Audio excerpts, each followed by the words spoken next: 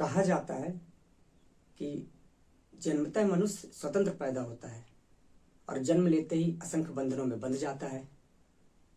बच्चे के जन्म के पूर्व प्राय सुनने को मिलता है कि यह स्त्री मां बनने वाली है, इसके पैर भारी हैं, इसके पेट में बच्चा है, यह पारिवारिक समृद्धि के मार्ग पर है, यह नारीत्व के चरम उपलब्धि मातृत्व को प्राप्त करने वाली है, अथवा यह गर्भवती है।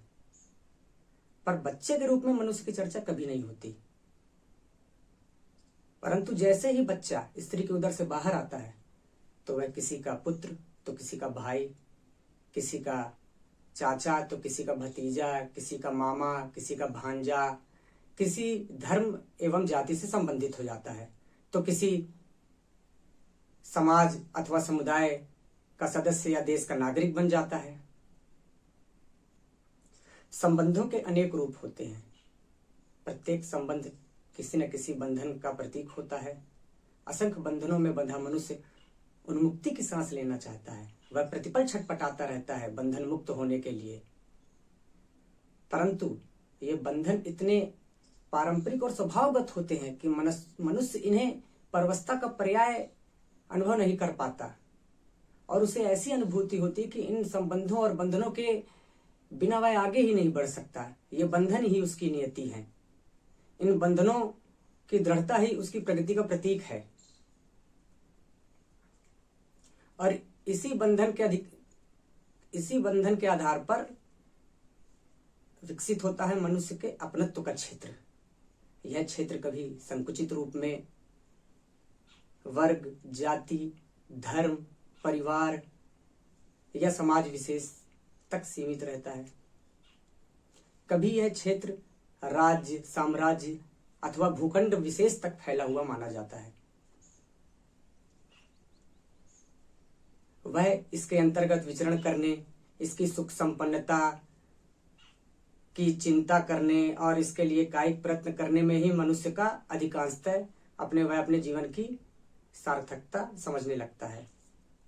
इसी क्षेत्र की सीमा रेखा का जब कोई संबंध से परे प्राणी अतिक्रमण करने की चेष्टा करता है तो वह इसके प्रतिरोध के लिए कटिबद्ध हो उठता है। जीवन मूल्य पर भी वह अतिक्रमणकारी को भगाने की चेष्टा करता है।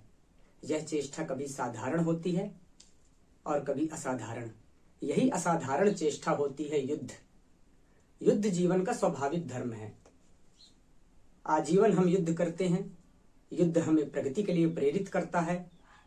युद्ध का विस्तार जितना ही व्यापक और दीर्घकालिक होगा, आत्मा का उतना ही विस्तार होगा। बिना युद्ध का मनुष्य मात्र से सांस लेता हुआ निष्क्रिय प्राणी है।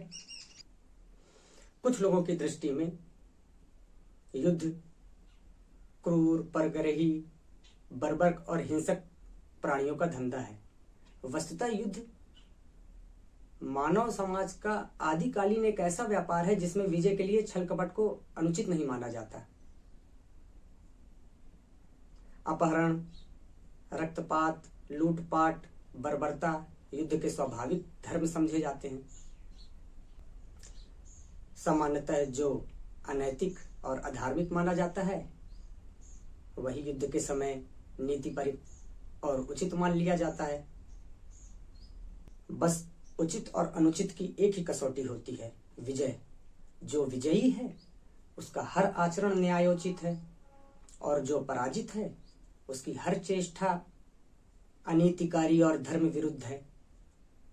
इसी कसौटी पर खरा उतरने के लिए योद्धा अपनी अंतिम सांस तक लड़ता है। वह अपने नैसर्गिक और अपरिहार्य कार्यों तक को उठाकर ताक पर रख देता है। अपने स्वाभाविक संबंधों तक से मुंह मोड़ लेता है।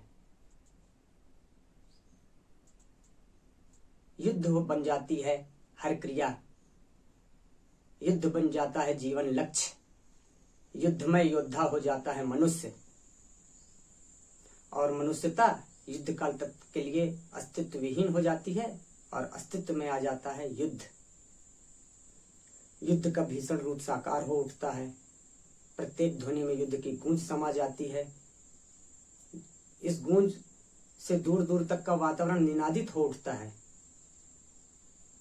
युद्ध जिस दिशा विशेष की ओर बढ़ता है उस दिशा में स्थित राजनैतिक संगठन सचेष्ट हो जाते हैं। युद्ध के स्वागत के लिए युद्ध की भावना से भर उठते हैं। विगत युद्धों की अनुभूतियां स्मृति पटल पर कौंधने लगती हैं। चर्चाएं युद्धमय बन जाती हैं। जीवन युद्ध हो जाता है। धन्यवाद।